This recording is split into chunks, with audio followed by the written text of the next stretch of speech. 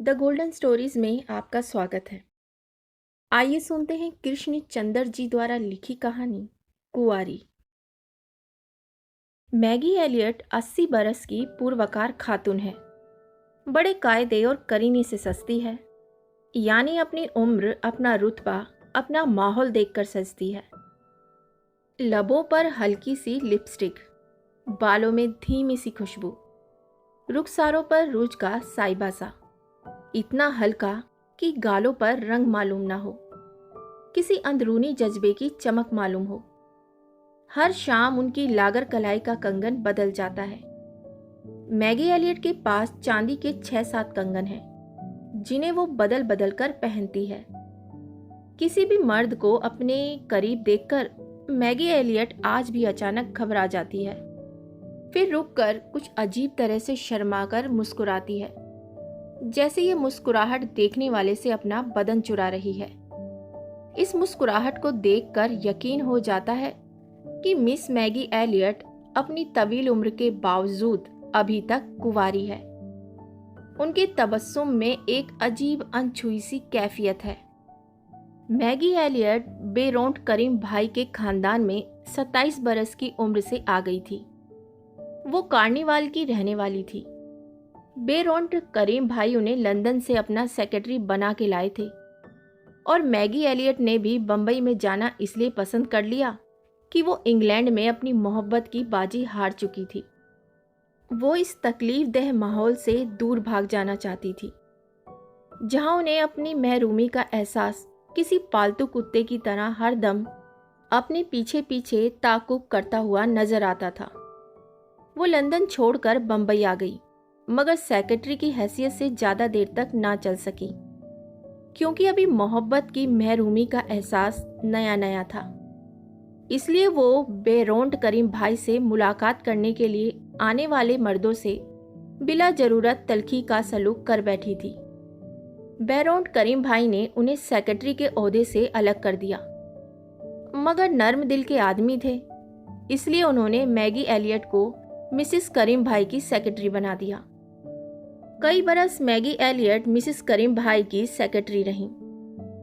जब मिसिस करीम भाई की वाफत हो गई तो उन्हें मिसिस करीम भाई के बच्चों की गवर्नेंस बना दिया गया। बेरोंट करीम भाई मर गए, बच्चे जवान हो गए, लड़कियों की शादी हो चुकी, वो खानदान से बाहर चली गईं, मगर मैगी एलियट खानदान के अंदर ही रही। अब वो बेरोंट करीम भाई के सबसे बड़े लड़के इरशाद भाई की बीवी शकीना को अंग्रेजी पढ़ाने और मगारिबी आदाब सिखाने पर मामूर थी। और उन दिनों बेरोंट करीम भाई के खानदान के साथ बम्बई से मसूरी आई हुई थी, क्योंकि गर्मियों में बेरोंट मरहूम का सारा खानदान मसूरी आता था। डफल डॉग के मशहूर देवदारों वाली घाटी पर 2 मंजिला करीम कॉटेज अंग्रेजी घास वाले लॉन और अंग्रेजी फूलों वाले कतुओं और सलेटी बजरी वाली रविशों और सकीना करीम भाई की ऊंची सोसाइटी वाली पार्टियों की वजह से बेहद मशहूर था। मशहूरी क्लब की मेमोरी आसान थी, मगर सकीना करीम भाई की दावतों में बुलाया जाना मुश्किल था। उसके लिए बड़ी तिगड़म करना पड़ती थी। मैं चूंकि ताश का उम्दा खिलाड़ी हूँ और सकीना को बुर्ज इश्क है, इसलिए मैं अपनी 2000 रुपया माहवार की कलील आमदनी के बावजूद करीम कॉटेज की दावतों में बुलाया जाने लगा। फिर उसी ताश के चस्के के तुफैल शकीना मुझे सहपहर की चाय पर भी बुलाने लगी। होते होते मेरे दिन का बेशतर हिस्सा करीम कॉटेज में गुजरने लगा, और सकीना की लड़की आयशा मुझे मीठी निगाहों से देखने लगी। देखती रहे, क्या हर्ज है। अव्वल तो शकीना खुद इस कदर समझदार है कि अपनी सबसे बड़ी लड़की को कभी अपनी आंख से ओझल नहीं होने देती। फिर मिस एलियट इस कदर मोहतात रहती हैं। फिर मैं खुद इस कदर डरपोक हूं कि कभी किसी लड़की को लेकर भाग नहीं सकता। इसलिए मीठी मीठी निगाहों से देखना, उंगलियों को छू लेना, आयशा के हाथ से चाय का प्याला ले लेना, उसकी बढ़ाई हुई प्लेट से मोरिन क्रीम खा लेना, और कभी कभी ताश के दौरान में जरा मखसूस लहजे में उसे पार्टनर कह देना ही मेरे लिए काफ़ी है। चलिए जिंदगी में पार्टनर ना बने, ताश के खेल में बन गए। और यूं गौर से देखा जाए तो जिंदगी की बाजी भी एक तरह से ताश का खेल है। इसमें कभी हार है, कभी जीत, कभी पत्ते अच्छे आते हैं, कभी बुरे आते हैं, कभी पार्टनर से झगड़ा होता है, सुलह और सफाई भी होती है, हिसाब किताब भी होता है। इस तरह अपने पत्ते खेलते खेलते हम भूल जाते हैं कि इन पत्तों से बाहर भी कोई दुनिया है, जहां जहां गुलाब खिलते हैं। माली की बीवी बीमार है। एक लकड़हारा लकड़ियां लेकर बेचने के लिए बाजार जा रहा है। डोंडी वालों के कपड़े फटे हैं। आसमान पर सफेद बादल घूम रहे हैं। देवदार की शाख में बुलबुल ने घोंसला बनाया है। माली के बेटे ने गोफिया संभाला है। यकायक हवा का एक झोंका आता है। चंबेली के फूलों की खुशबू फिजा में तैरने लगती है। आयशा तुनक कर कहती है, क्या सोच रहे हो? अपना पत्ता जल्दी से चलो। मैं घबरा कर अपने पत्ते देखने लगता हूँ, क्योंकि ताश का खेल किसी के लिए ज्यादा देर तक नहीं रुक सकता। जब जिंदगी की सारी ताश समेट कर अलग रख दी जाएगी, तुम्हारी किस्मत का बादशाह और इक्का, बेगम और गुलाम सब धरे रह जाएंगे, और तुम इस ताश में से एक पत्ता निकाल ना सकोगे। किसी को पार्टनर ना कह सकोगे। तुम्हारी बाजी खत्म हुई, और बस इतनी ही तुम्हारी बाजी थी। इसलिए अपना पत्ता जल्दी से चलो। असल में जो मैं इस तरह से सोचता हूँ, तो इसकी वजह यह है कि मैं एक दफ़ा मोहब्बत की बाजी हार चुका हूँ। दोबारा जिंदगी को दांव पर लगाने की हिम्मत नहीं होती। मेरी तरह सुना है मिस एलियट भी इस मैदान में हार चुकी है, मगर फिर भी दांव लगाने से बाज नहीं आती। यह भी उनकी जिंदगी से गहरी मोहब्बत का सबूत है। हमेशा मुझसे चहल करती रहती हैं, हालांकि जानती हैं कि कुछ नहीं हो सकता। भला 30 बरस का मर्द और 80 बरस की औरत में क्या हो सकता है, मगर चहल करने से बाज नहीं आती। पाशा, अपने माथे की लट संभालो, वरना मेरा ध्यान अपने पत्तों में नहीं रह सकता। पाशा, कहाँ देख रहे हो? क्या दीवार के उस पेड़ से ताश के पत्ते लटके हैं? अब ये मैं जरूर जीतूंगी, क्योंकि मेरे पत्तों में एक पाशा भी है। वो मेरे नाम की खातिर बादशाह को पाशा कहने लगी है। मिस एलियट के मासूम मजाक से सभी महजूज होते हैं। आयशा भी हंस देती है, फिर मेरी तरफ दुस्दीदा निगाहों से देखकर आंखें झुका लेती है।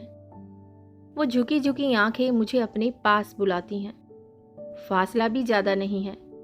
मैं दोनों हाथ बढ़ाकर आयशा को अपने बाजुओं में ले सकता हूँ, मगर नहीं ले सकता, क्योंकि ताश खेलने वाले दूसरे भी तो होते हैं। एक तरफ आयशा की माँ सकीना बैठी है, दूसरी तरफ करीम भाई स्टेट के मैनेजर आकिल फाजिल भाई बैठे हैं, जिन्होंने आयशा के लिए नैरोबी के करोड़पति बोहरा ताजिर का बेटा ढूंढ रखा है। जिंदगी की ताश किस कदर आसान होती है अगर दूसरे खेलने वाले ना होते। अब तुम इन सहमी सहमी निगाहों के छोटे छोटे पत्ते मेरी तरफ क्यों फेंकती हो आयशा? इन दुग्गी तिग्गियों से क्या होगा, जबकि इक्का और बादशाह, बेगम और गुलाम और नहले पर दहला दूसरों के हाथ में है। No bit partner. अपना हंसी मजाक मिस एलियट से तो चलता ही था, मगर उसकी कैफियत एक मासूम चहल से ज्यादा ना थी। अलबत्ता मास्टर मतीन अहमद के सिलसिले में मिस एलियट ज्यादा संजीदा नजर आती थी और दिन ब दिन ज्यादा गहरी दिलचस्पी का सबूत दे रही थी। मास्टर मतीन अहमद यहाँ मसूरी आकर 3 माह के लिए मुलाजिम रखे गए थे, बच्चों को पढ़ाने के लिए और उनकी देखभाल करने के लिए। एस्टेट मैनेजर फजील भाई ने बहुत सोच समझ के मतीन अहमद साहिब को मास्टर मुकर्रर किया था, क्योंकि मास्टर मतीन अहमद खासे बूढ़े थे, 70 बरस के करीब उम्र होगी। पोतो नवासों वाले थे, छड़ी लेकर सर झुकाकर अपनी गिरी हुई मूछों को और गिराकर चलते थे। सुर्ख हो सभी रंगत में बुढ़ापे का पकावपन और बुढ़ापे की झुर्रियां आ गई थी, मगर इस उम्र में भी हौसला जवान रखते थे और दिलगीर तखल्लुस करते थे। अपना कलाम जो आज तक कहीं ना छपा था, मिस एलियट को हर रोज सुनाते थे। मिस एलियट हर चंद की उर्दू शायरी में मुतलक कोई इस्तिदाद ना रखती थी। अब मिसरे पर मिसरे उठाती थी और हर इस कोशिश में रहती थी कि किसी तरह गिरह भी लग जाए। हालांकि इस नेक दिल खातून की शायराना सलाहियतों की Meraj twinkle twinkle little star से आगे ना बढ़ी थी, मगर अब वो दोनों मास्टर मतीन अहमद और मिस मैगी एलियट कभी कभी बरामदे के किसी कोने में बैठे हुए, कभी किसी लॉन पर टहलते हुए, कभी डफल डॉग के देवदारों में घूमते हुए शायरी पर बहस करते रहते थे। और बहस के दौरान मैगी मास्टर साहिब का मफलर ठीक करती जाती थी, वरना सर्दी लग जाने का अंदेशा है और सर्दी में शेर ठिठुर जाते हैं। कभी उनके सर की टोपी का जाविया बदल देती थी, यूं ज्यादा अच्छा लगता है। कभी उनका हाथ पकड़कर डफल डॉग के नाले के पत्थरों पर कदम जमाकर चलती हुई नाला पार कर जाती, वरना शाम को नाला पार करना जरूरी था। मर्द के बाजू का सहारा कितना अच्छा लगता है। मर्द की मजबूत उंगलियों का लम्स जैसे किसी कमजोर बेल को पेड़ मिल जाए। सेहत में आज भी मैगी मास्टर जी से बेहतर नजर आती थी, मगर नाला देखते ही 6 साल की बच्ची की तरह डरने और कांपने लगती और अपने सारे जिस्म का बोझ गरीब मास्टर जी पर डाल देती थी। मास्टर जी भी हाफते हाफते होठ चबाते, दमा के मरीज की तरह सांस लेते हुए हर रोज बड़ी बहादुरी से मिस मैगी एलियट को नाला पार करा देते थे। फिर दम इस कदर फूल जाता था कि नाले के पत्थर पर देर तक बैठकर मुंह से कुछ न बोल सकते, वादी का मंजर देखते रहते। अपने सांस की धूकनी ठीक करने में उन्हें कई मिनट लग जाते, मगर वो खामोशी के इस लंबे वक्फे को किसी तरह अपनी जिस्मानी कमजोरी पर महमूल करने के लिए तैयार ना थे।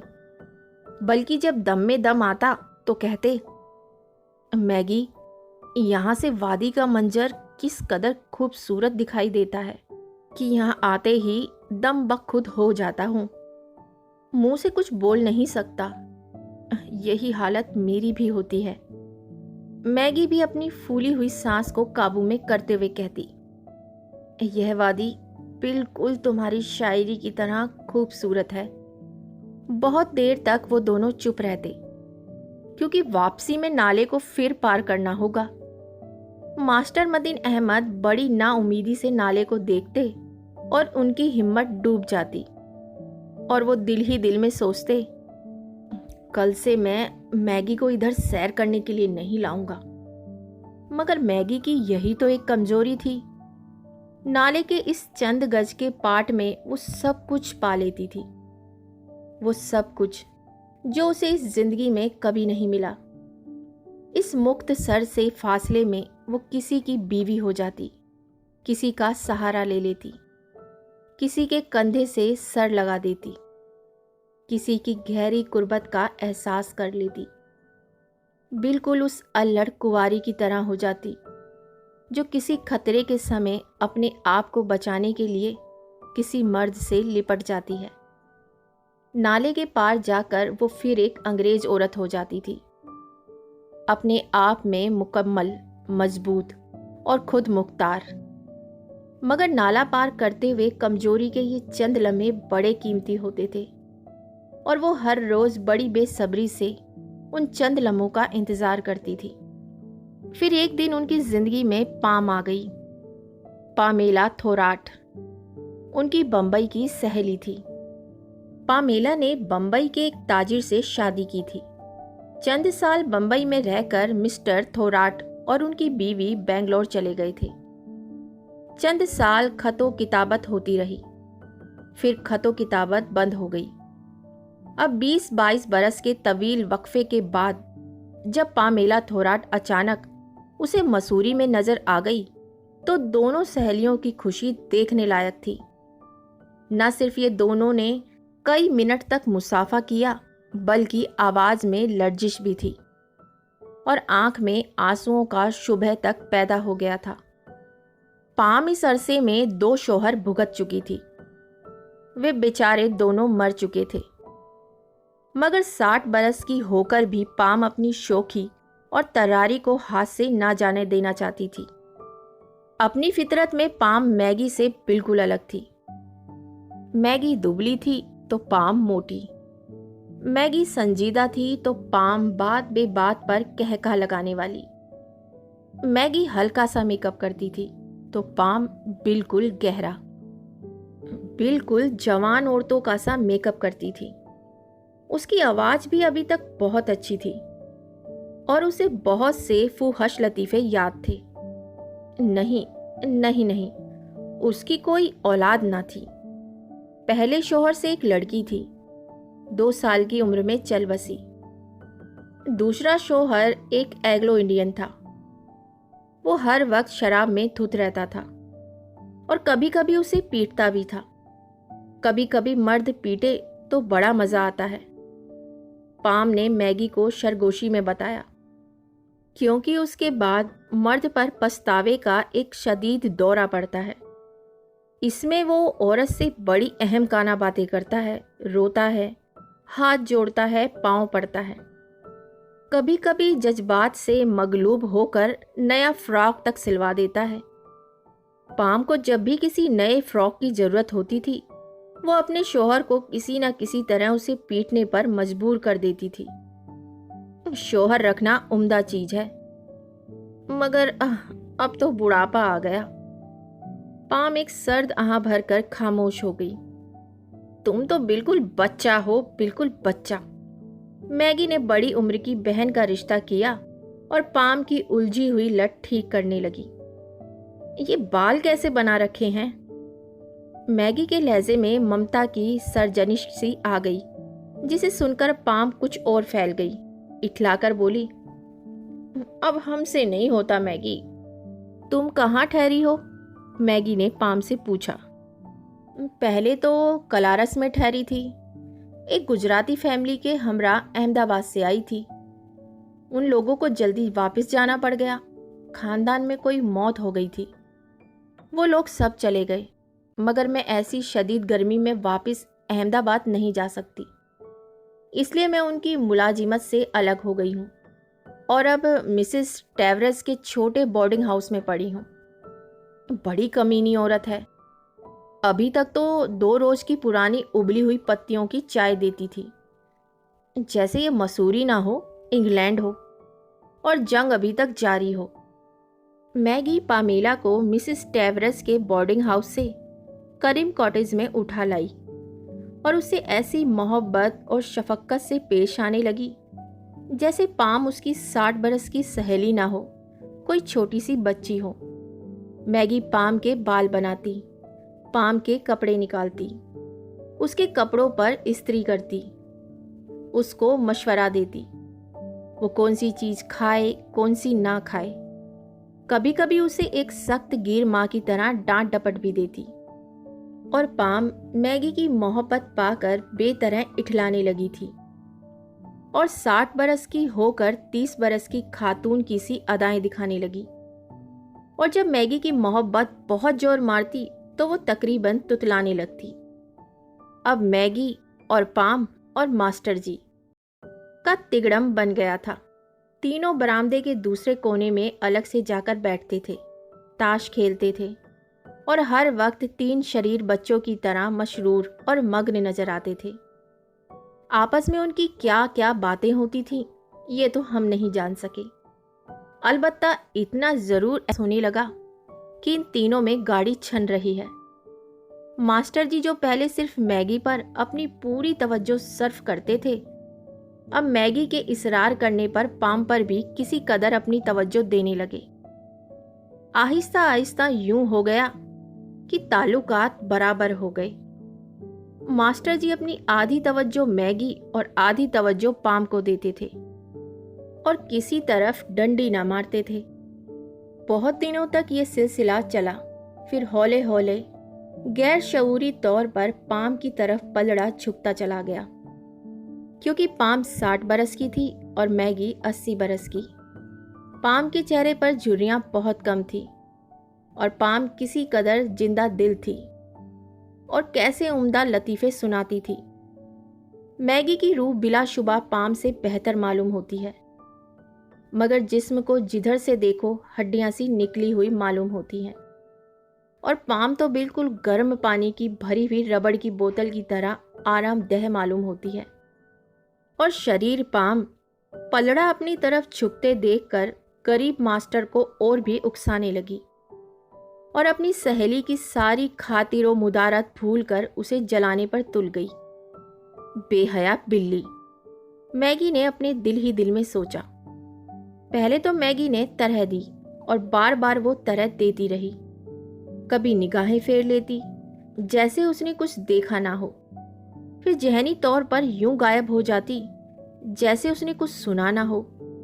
फिर जब दिल खून होने लगता उस वक्त भी यूं हंस देती जैसे कुछ हुआ ना हो।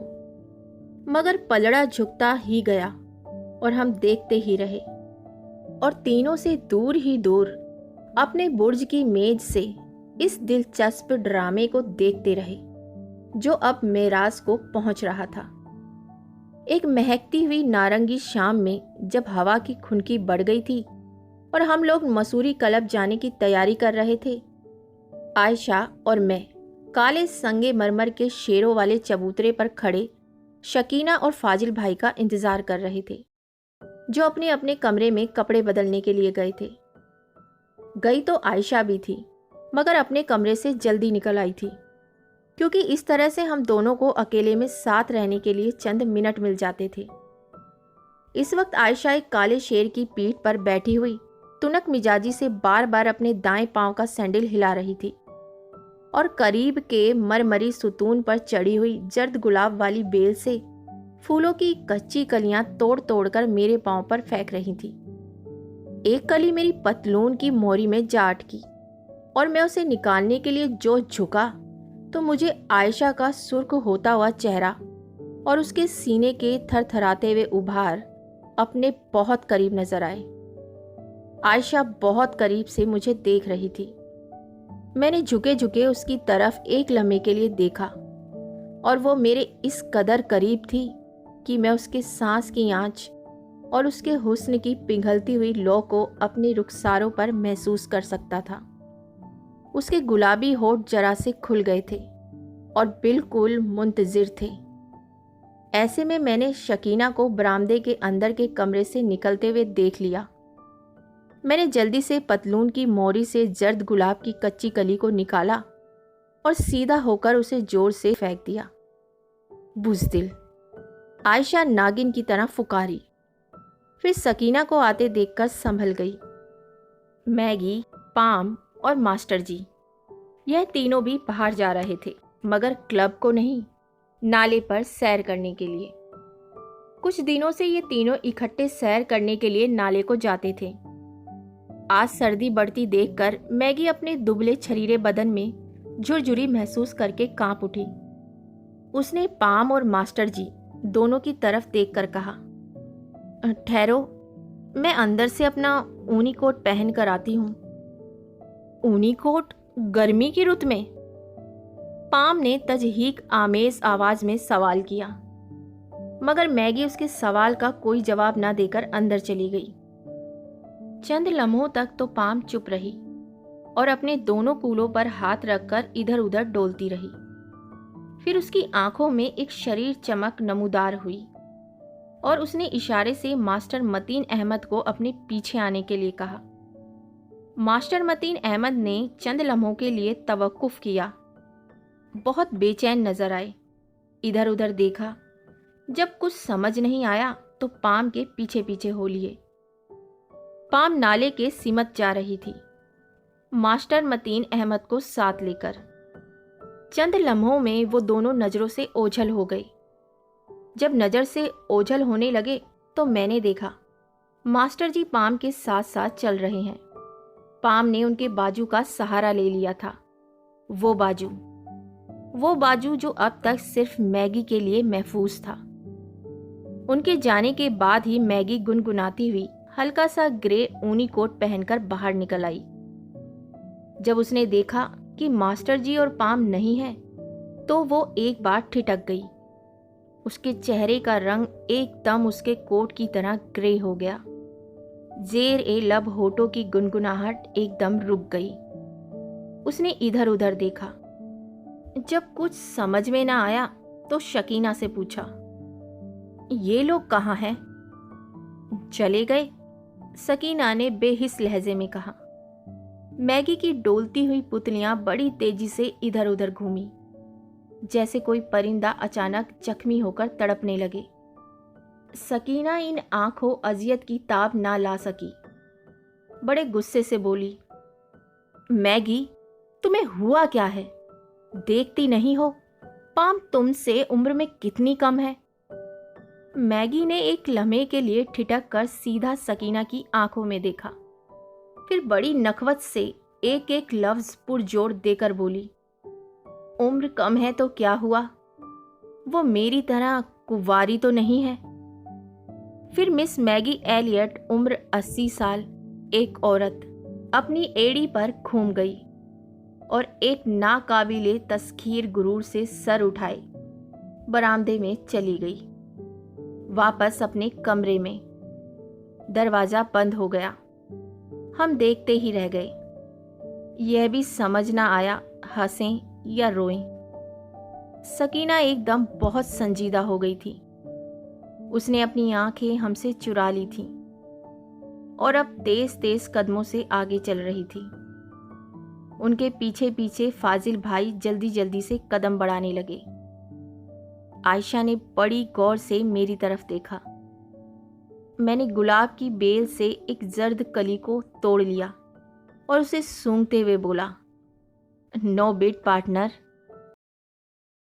तो आपको कहानी कैसी लगी कमेंट कर कर ज़रूर बताइएगा। और इसी के साथ मैं आपसे विदा लेती हूँ और बहुत जल्द मिलती हूँ एक नई कहानी के साथ। तब तक के लिए अलविदा।